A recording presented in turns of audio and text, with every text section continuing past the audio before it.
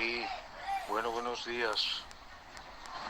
Buenos días a toda la audiencia en el nombre del Señor. Que Dios derrame gloria y bendición en esta mañana. Saludarles a todos con ese amor que tiene el nombre de Jesús de Nazaret. Bueno, ya me llamaba, o me avisaba, mejor dicho, ayer el hermano Eugenio, de que hoy él no iba a poder estar administrando en el canal, pero que había un hermano ya a cargo. No sabía que eras tú, Juan.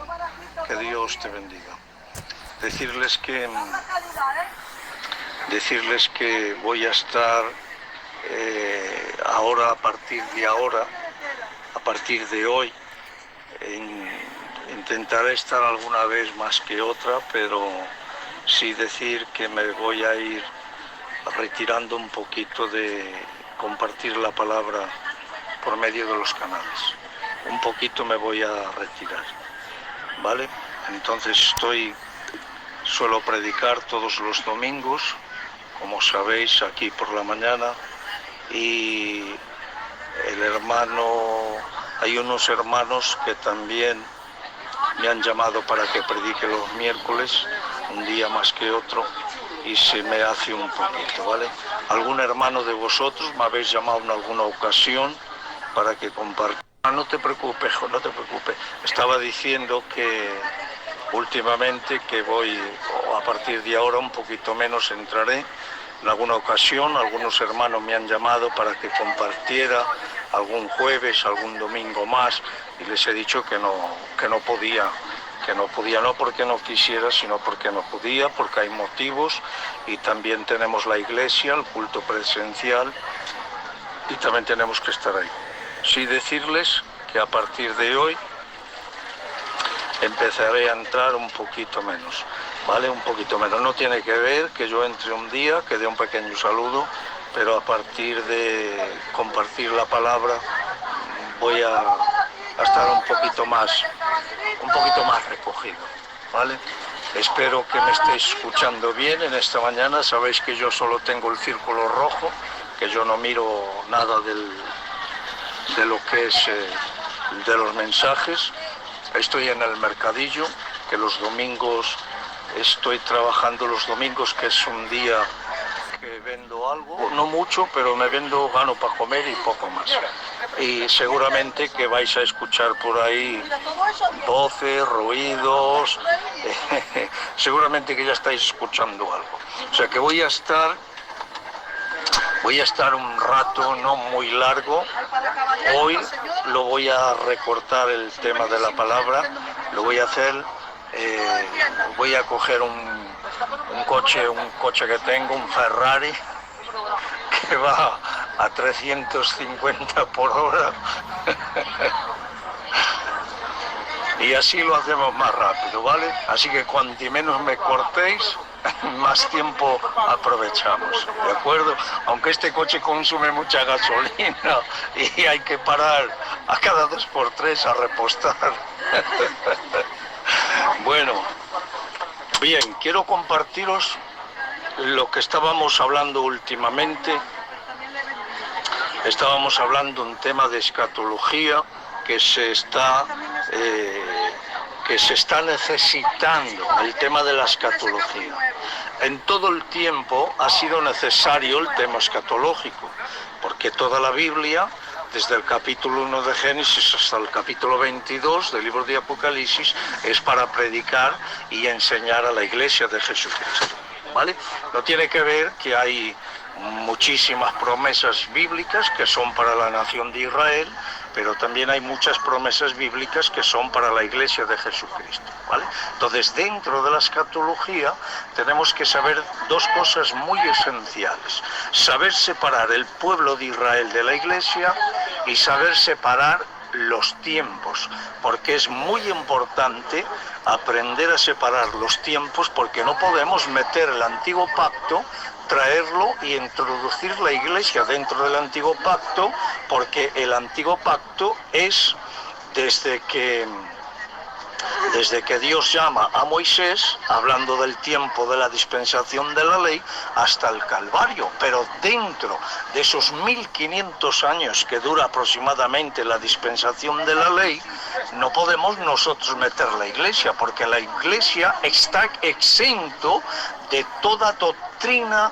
de que hay en el Antiguo Pacto, dentro de las 613 leyes, más los 10 mandamientos establecidos por Dios, es exclusivamente para la nación de Israel, que en aquel tiempo era pueblo, y después como pueblo se formó un Estado, y a partir de Estado en el año 1948, creo que fue en el 48, que se constituyó nación a nivel mundial. Y lo que os quiero compartir es que esta mañana quiero compartiros que esta noche yo lo he pasado un poquito mal. He estado por a punto de llamar al hermano Eugenio para decirle que no iba a poder estar, pero bueno, no me encuentro tan mal ahora, pero sí decir es que eran las 3 de la mañana. Por eso está y yo me... Échale un vistazo a ver quién está ahí. No, es la jamba. Señora jamba, que se ponen a... Estáis escuchando a la mujer, ¿no? Es que como estamos en el mercado... Bueno, y yo a las 3 de la mañana me he tenido que levantar y disculparme por estas palabras. Me he ido a la nevera, me he tomado un poquito de agua y como ya veía yo que no me encontraba muy bien, he encendido, y perdónenme si hay gente con ropicas negras, he encendido la tele porque yo lo que más veo es las noticias, el canal 24 horas, y he puesto las noticias del canal 24 horas y he podido ver y entender que uno de los países que en estos días atrás llevaba un par de meses amenazando a la nación de Israel, ayer precisamente ha atacado a Israel, ¿vale? Lo que decía lo ha hecho. El país es Irán. El país de Irán, hay varios países que estaban amenazando a Israel. Sabéis que ahora mismo Israel tiene prácticamente una guerra interna. ¿En qué digo interna? Porque el pueblo este que le llaman el pueblo o el territorio que le llaman Gaza está dentro de la ubicación llamada Israel, ¿vale? Está dentro de la ubicación de la nación de Israel. Hay un apartado, hay un muro que separa lo que es la zona de Gaza con la nación de Israel. Y dentro del estado de Gaza, porque no es nación, es un estado, es un pueblo, hay una secta de terrorismo que todos habéis escuchado hablar, llamado los de Hamas. Pero hay más sectas terroristas que están amenazando también a Israel. Ahora bien, para poder entender el tema, que ya en alguna ocasión creo que le he explicado, la tierra de Gaza está ubicada dentro de lo que es la nación de Israel. Pero no os olvidéis que aquella tierra no era de Israel. Lo que es toda la nación de Israel, en concreto, porque Israel, aunque sea una nación, no es muy grande, porque miren, la comparación es que Galicia se compone de 4 provincias y tiene 29.000 kilómetros cuadrados. Sin embargo, Israel tiene 20.000. O sea que Galicia es una nación y más y media nación. O sea que es un país pequeño. Era una tierra que era de los filisteos, ¿vale? Los filisteos eran los que habitaban en esa tierra. Pero hay una promesa bíblica dada para la nación de Israel, ¿vale? Por eso he dicho que hay que saber separar el tiempo y para quién es, para la Iglesia o para Israel. Hay una promesa bíblica dentro de lo que es la constitución de la dispensación de la ley. Hay una promesa bíblica que Dios le dijo a Israel que le iba a dar una tierra donde fluía leche y miel. Claro, no era de ellos, aquella tierra estaba ya habitada. ¿Qué pasa? Que ellos tenían que derrotar, estamos hablando del pueblo de Israel, ellos tenían que derrotar tenían que derrotar a todos los pueblos que vivían en esa tierra, porque era una promesa de Dios. Y escuchen bien, cuando Dios promete algo, sea como sea, se tiene que cumplir. Dios les prometió la tierra que iba a fluir leche y miel. Y efectivamente la nación, el pueblo de Israel, luchó contra muchos pueblos que habitaban aquella tierra, y el pueblo más concreto eran los filisteos. Los filisteos, desde que la nación de Israel, el pueblo de Israel, que era pueblo todavía, desde que salió de la esclavitud de los faraones, hacia el año 1500 aproximadamente antes de Cristo, siempre ha estado en guerra con la nación o el pueblo de los filisteos. Desde que ya salieron de la nación de Egipto y entraron dentro entraron dentro de lo que compone el desierto del Sinaí, ahí ya empezaron en guerra contra los filisteos. Siempre han estado los filisteos en contra de la nación de Israel, y Israel siempre luchando contra los filisteos. No se olviden que aquel gran gigante que le cortó la cabeza al rey David ya era de los filisteos. Aquella tierra que están habitando al día de hoy, la nación de Israel, el pueblo de Israel, es filistea, es de los filisteos. Pero ahora bien, ustedes buscan la palabra filisteo en el Nuevo Pacto, donde ya pertenecemos la Iglesia, y la palabra filisteos no aparece por ninguna parte. ¿Qué ha ocurrido? ¿Qué ha desaparecido el pueblo y el terreno de los filisteos? No, lo que ha desaparecido ha sido el nombre, porque ahora no se le conoce como filisteos, sino que se le conoce, atención, como palestinos.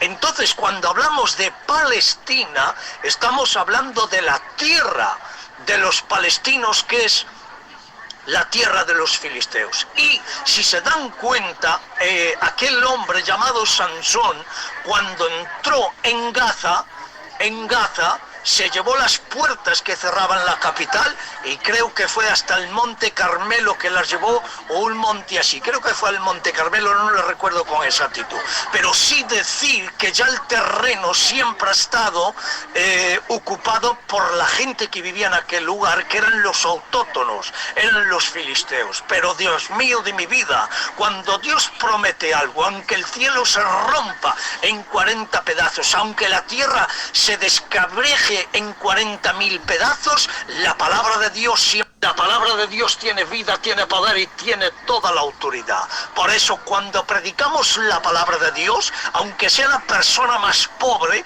la persona más mendiga de la calle, como predique la palabra con poder, con autoridad, te tengo que dar mi palabra, que la palabra tiene que hacer efecto. Si la palabra no hace efecto en el corazón, es porque hay dos cosas o tres cosas que no están encajadas la una con la otra. Una es la audiencia, la otra es el predicador y la otra es la palabra. Hay que compaginar las tres cosas a la vez para que la palabra tenga efectividad en el corazón.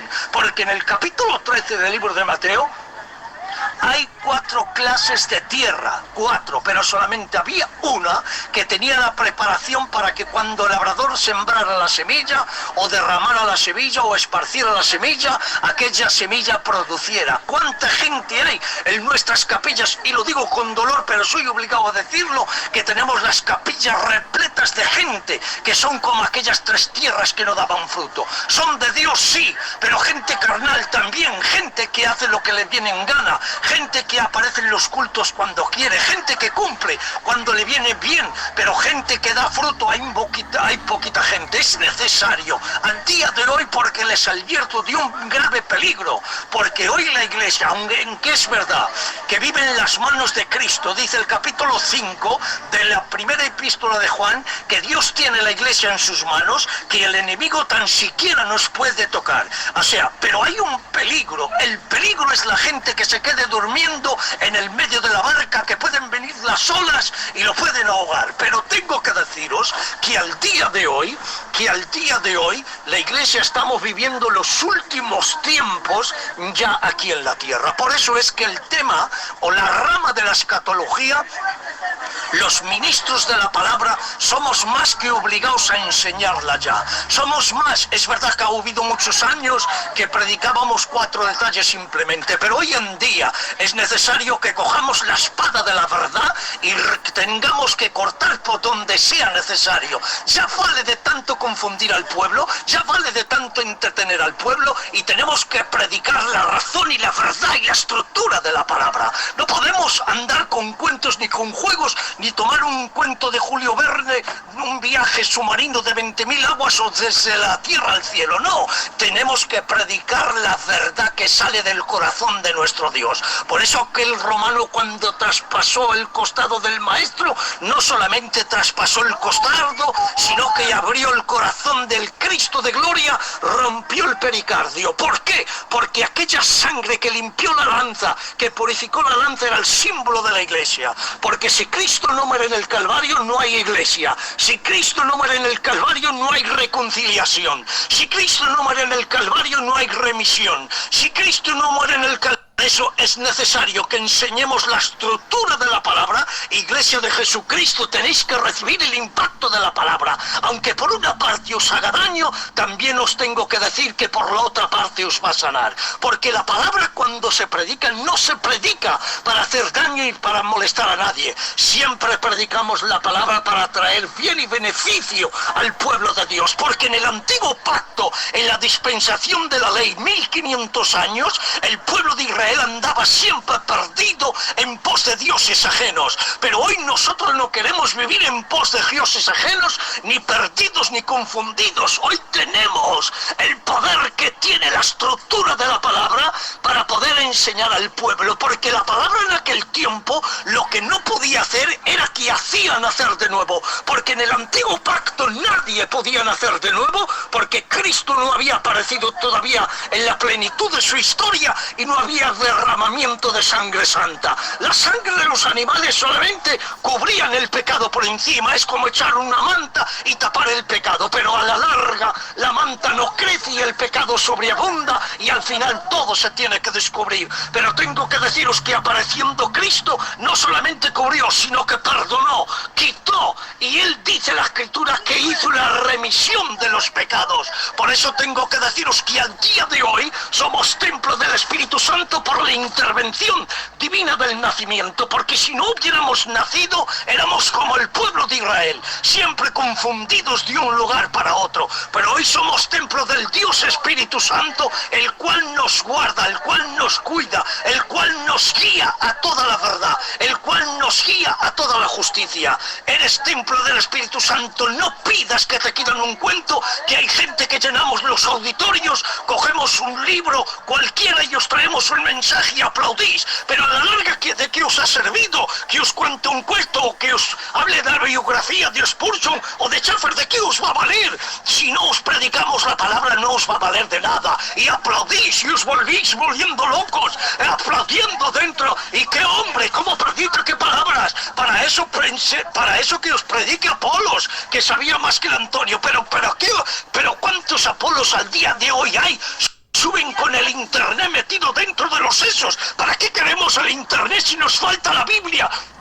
Y por supuesto la unción de las rodillas, porque no es solamente sentarnos a la mesa, tomar la librería, tomar el ordenador y sacar el mensaje. ¿Para qué nos sirve si el mensaje está hueco, si le falta la vida de Dios? Es necesario la vida de Dios, que lo único que cambia el corazón y la mente y la conciencia de la persona es cuando predicamos la verdad y la estructura de la palabra. Por eso es necesario que la escatología la enseñemos hoy a capa y espada. Compañeros míos, os exhorto, os animo a que prediquéis la escatología. El que tiene 1, 1, el que tiene 2, 2, el que tiene 3, 3, el que tenga más que más ponga, como siempre hemos dicho. Pero es necesario que avisemos a la Iglesia del peligro que se nos avecina encima. ¿Por qué? Porque no solamente hablar del arrebatamiento, que es inminente, porque es cierto. El arrebatamiento quizás no me dé tiempo de terminar el tema de la palabra y ya estemos arriba en la eternidad. Es inminente, pero sí, mientras tengamos los pies en esta tierra, pisamos el mundo, estamos entre los demonios, sobreabunda el pecado. Es necesario que abramos los ojos de par en par para que las puertas de nuestro corazón puedan despertar de la conciencia que se quede dormida, porque hoy en día el pecado abunda, sobreabunda, pasa y despasa, y no nos enteramos muchas veces de lo que hay alrededor nuestro. Pero es necesario que, aunque estamos pisando todavía este mundo, porque yo llevo este año, hace 40 años, al final en verano, me recuerdo perfectamente que fue en verano, en el año 1984, que el Antonio nació de nuevo. Pero hace 40 años que estoy en el Señor, para un lado y para otro, ayudando, colaborando y sirviendo a Dios dentro de todo lo que puedo. Y quiero deciros que todavía al Antonio no le han salido alas como los serafines o como los querubines. Yo no tengo alas, tengo, gracias a Dios, 2 pies para poder caminar aquí en la tierra. Pero es que el pecado cayó aquí en la tierra. Cuando Satanás cayó y él fue arrojado de la tierra, dice la Escritura, atención, él entró dentro del Edén, dice el capítulo 28 del libro de Ezequiel, dice: en Edén estuviste, en el huerto de Dios. Es decir, que él arrastró el pecado, que llegó a la cumbre, que fabricó arriba en la eternidad, lo trajo aquí a la tierra y fue depositado aquí en la tierra. Por eso el mismo Dios le dijo a Adán, cardos y espinos te van a producir la tierra, y con sudor de tu frente ganarás el pan de cada día. Hasta ahí llegó la cumbre del pecado que fabricó Satanás en su propio corazón, lo trajo aquí a la tierra, y la tierra está maldecida a causa del pecado. Es decir, que la naturaleza que Dios había creado en un principio de creación, que todo era sano, porque el ser humano era herbívoro, porque nunca, jamás había sido carnívoro. Pero después de haber cometido el pecado, ahora sí, que ahora también han participado del pecado y se han hecho carnívoros la raza humana. Por eso tengo que deciros y enseñaros que al día de hoy la Iglesia corre un grave peligro, y el grave peligro que corre es que todavía estamos aquí en esta tierra. Guardémonos, cuidémonos, para que el pecado no tome control sobre las personas, porque hoy en día hay un evangelio tan barato, hay un evangelio que le hemos rebajado tanto, que cualquiera hoy en día, hermanos míos, puede ir por las calles proclamando: yo soy del culto, soy de Dios, soy aleluya, soy del coro, soy predicador, yo aplaudo, echo la ofrenda. Pero ¿y de qué sirve todo eso si a la hora de la verdad no demostramos quién soy y quién no soy? A la hora de la verdad tengo que demostrar que soy, y lo que soy y lo que tengo del Señor. Porque la única o el único árbol que crece en el medio del desierto, el único árbol que se desarrolla por sí solo, es la palmera. Es el único árbol que se desarrolla y crece en el desierto donde no hay agua, porque tiene unas raíces con una profundidad tremenda, y hasta que las raíces no encuentran una roca y se agarran a ella, no paran de crecer. Por eso que cuando vienen las tempestades arenales en el medio del desierto, la palmera se tumba, cae de lado, hasta que pegan las ramas contra el suelo. Pero una vez que ha pasado la tempestad, la palmera vuelve otra vez a ocupar y saber. Así tenemos que ser, hermanos míos, que en este tiempo, aunque venga la tempestad por donde venga y que nos haga doblegar, que la cabeza pegue en el suelo, pero que cuando pase la tempestad volvamos a saber ocupar nuestro lugar. Que no nos lleve cualquier doctrina, dice San Pablo, no sean neófitos, que no os lleve cualquier doctrina a su lugar. Agarraros fuertemente a la palabra, porque no hay más verdad en esta tierra que la escritura que tenemos en nuestras manos, que la predicamos continuamente. Agárrate a la estructura de la palabra, que aunque te estén llamando la atención, aunque te estén humillando, aunque te estén avergonzando, pero tú ciñete a la estructura de la palabra, porque al final te va a hacer bien, bien y más bien. Porque nunca jamás ha avergonzado Dios a nadie, sino que siempre le ha hecho bien. Así que la tierra que ocupa la nación de Israel era de estos pueblos gentiles, y a ellos luchan por una gran verdad, porque aquella tierra, hablo de los filisteos, que son los palestinos, luchan por una gran verdad, que aquella tierra era de ellos, verdaderamente era de ellos. Pero también hay otra gran verdad, que la voz de Dios le dijo a la nación de Israel, que les prometía aquella tierra. Señores, y vale 1000 veces por encima la palabra de Dios, que todos los reyes y los gobernantes de aquí, de esta tierra, la voz de Dios está por encima siempre de la cumbre, hasta donde pueda llegar la persona más grande. Dios está por encima. Por eso el capítulo, creo, no quisiera equivocarme si es el capítulo 55 o por ahí del libro de Isaías, donde dice: así como el cielo, las estrellas y la luna son más altas que la tierra, así es mi camino y mi pensamiento mucho más alto que el vuestro. Es decir, que aunque el ser humano tengamos una mente súper desarrollada, con un coeficiente de 200, pero tengo que deciros que la coeficiencia de Dios es ilimitable, no tiene final. Él es soberano por excelencia. Señores, nadie le podemos dar ni enseñar nada a Dios, sino que todos bebemos de la fuente de la palabra para poder conocer y predicar a Dios. ¿De acuerdo?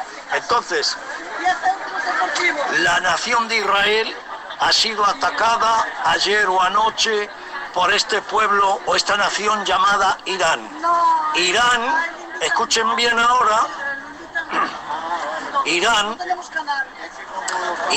era de los caldeos. La tierra de los caldeos era Mesopotamia. Mesopotamia pertenecen varios países, como ellos Irán, Irak, Afganistán, Pakistán, todo por ahí pertenece a Mesopotamia, que era la tierra de los caldeos. Pero no os olvidéis que de Mesopotamia salió también Abraham. Abraham salió de Ur, de los caldeos, que era de Mesopotamia, y vino a habitar a la tierra que ahora vive la nación de Israel, prometida en Abraham. Ahora bien, pero no os olvidéis que en el año 600, disculparme un segundo porque estoy incomodísimo, en el año 600 antes de Cristo vino un rey de Babilonia llamado Nabucodonosor y entró dentro de la nación de Israel, que en concreto fue en Jerusalén, en la tierra, la provincia que le pertenecía a Judá. Bien, pues este rey Nabucodonosor pertenece a la tierra de Irak y a la tierra de Irak, pero también Abraham pertenece a esa tierra. Si se dan cuenta, la estirpe, el linaje de los judíos viene de la tierra de los babilonios por la genética y los lomos de Abraham, que era de Ur de los caldeos. Es decir, que verdaderamente son familiares. Pero, señores, aunque sean familiares, la ambición está por encima del compatriotismo familiar. La ambición, ¿qué tiene la ambición? Pero atención, un problema entre Israel y la tierra de Irán, que es el país. No se olviden que hay más naciones entre ellos. Entre ellos está la nación de los países Emiratos Árabes. Arabia Saudí, está Jordania, Hay yo estoy hablando ahora de memoria porque estoy con el móvil en la mano. Hay unos cuantos países, como haya una equivocación, el lanzar un dron o un misil y caiga en uno de estos países, entre uno u otro, hay otra guerra que se forma más grande, porque en esta noche o ayer, Irán ha lanzado más de 200 drones y más de 200 misiles, atención, contra las dos capitales que tiene Israel, contra Tel Aviv y contra Jerusalén. Ahora, el grave peligro está no en Tel Aviv, sino que está en Jerusalén. ¿Por qué el peligro está en Jerusalén?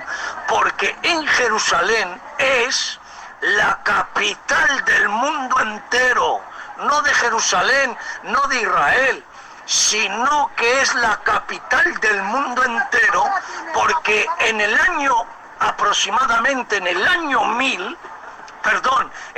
900 antes de Cristo, el rey Salomón edificó el templo en el monte Moriah, sobre la peña que Abraham fue a sacrificar a Isaac.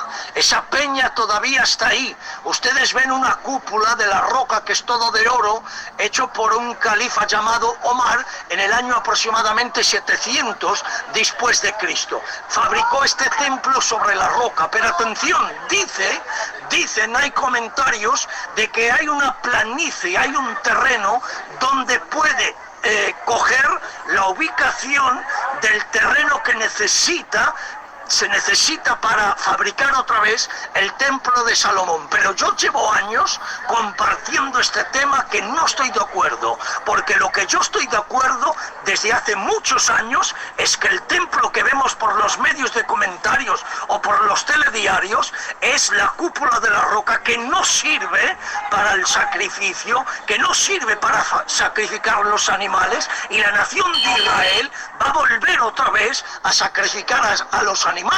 Pero en este templo que hay erguido hoy en la cúpula de la roca, en el monte Moriah, no sirve. ¿Qué tiene que ocurrir? Mi idea, escuchen bien, mi idea.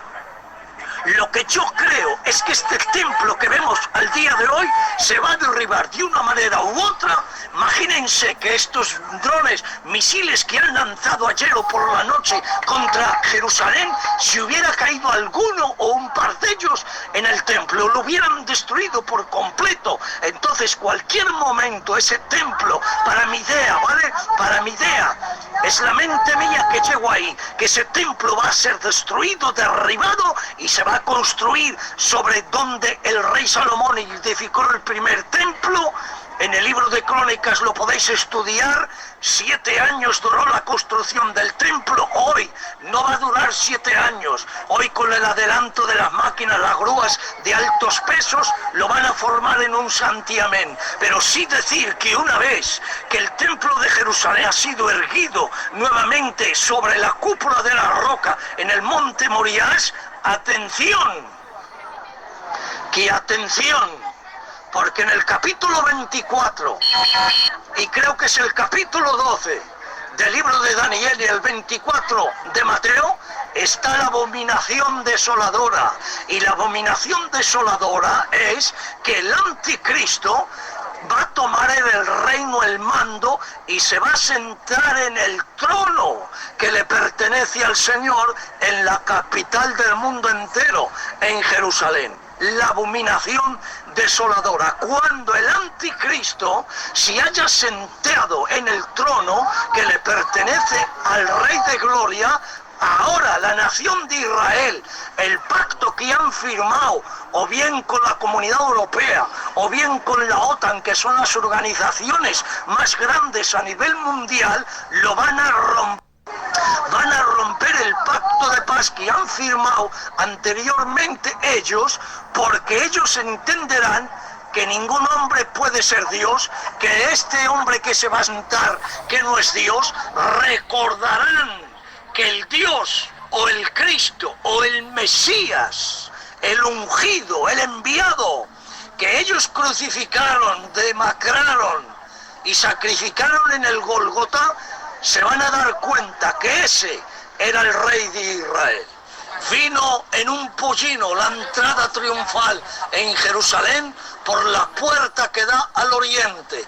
En el año 1500 había un rey llamado Sulimán el Magnífico, que era otomano, de la parte de Turquía, vino y reinó en Jerusalén y mandó cerrar las puertas del oriente, porque los judíos decían: por aquí va a entrar el rey de Israel. Es cierto, las cerró, llevan 500 años, las puertas doradas, las puertas de los muros, las puertas que dan al oriente, llevan 500 años por Sulimán el Magnífico, pero va a llegar un día que cuando el rey de gloria regrese a la tierra, no para buscar a la iglesia, sino para reinar en la tierra, porque cuando venga a reinar en la tierra, la iglesia ya llevamos 7 años gobernando con Cristo en la eternidad celestial, y regresaremos en caballos blancos con la ropa de lino finísimo, más blanca que la pura nieve. Estudien el capítulo 19 del libro de Apocalipsis y aparece la iglesia,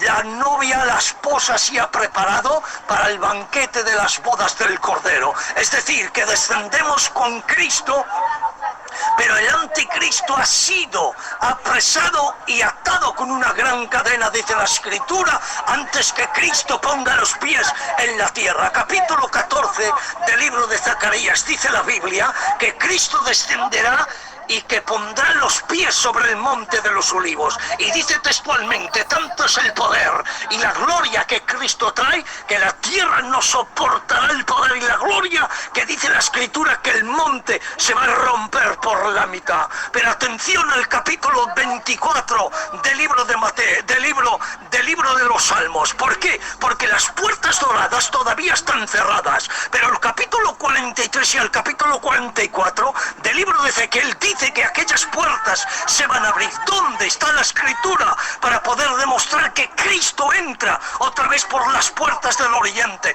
Porque está profetizado, porque por allí tiene que entrar el rey. Claro, tenemos que venir al capítulo 24 del libro de los Salmos, donde hay una escritura que dice: abriros puertas eternas. ¿Y quién viene? Preguntan, para que se abran las puertas eternas. Y dice el nuestro Dios de gloria, dice: yo Jehová, el rey de toda la gloria. Y cuando él mencione que es Jehová el rey de toda la gloria, las puertas se van a abrir y entraremos él, la iglesia y los resucitados de la nación de Israel, entraremos juntos a gobernar en el trono que le pertenece a él. Si no lo creen, lean el capítulo 43 de Ezequiel, donde dice la Escritura: vi la tierra que resplandecía a causa de su gloria, y dice: y vi cómo me levantó y me alzó en el espíritu, y entré juntamente con él a la casa de Dios. Es decir, que cuando Cristo regrese en el capítulo 19 y ponga los pies sobre el monte de los olivos, tenemos que pasar por encima del valle del cementerio de los judíos, el valle de los huesos secos, el valle del Cedrón y el valle de Josafat. Todos esos nombres tiene el cementerio de los judíos. Cuando la iglesia, el rey de toda gloria, en caballos blancos pasaremos por encima del cementerio, ahí está la resurrección del pueblo de Israel. Por eso el capítulo 12 del libro de Daniel dice que los que están durmiendo en el polvo de la tierra serán despertados. Eso no es la iglesia, porque la iglesia hemos sido resucitados y los que están durmiendo serán despertados, que es la nación de Israel. Señores, un abrazo y espero que os haya bendecido. Que Dios les bendiga grandemente. Me ha costado por la situación que estoy, la gente, el ruido, y estoy incómodo. No os digo cómo estoy sentado porque seríais a reír. Espero haberos bendecido. ¿Vale? Tardaré un poquito en compartir la palabra de Dios por los canales. Adelante, compañeros, y un abrazo.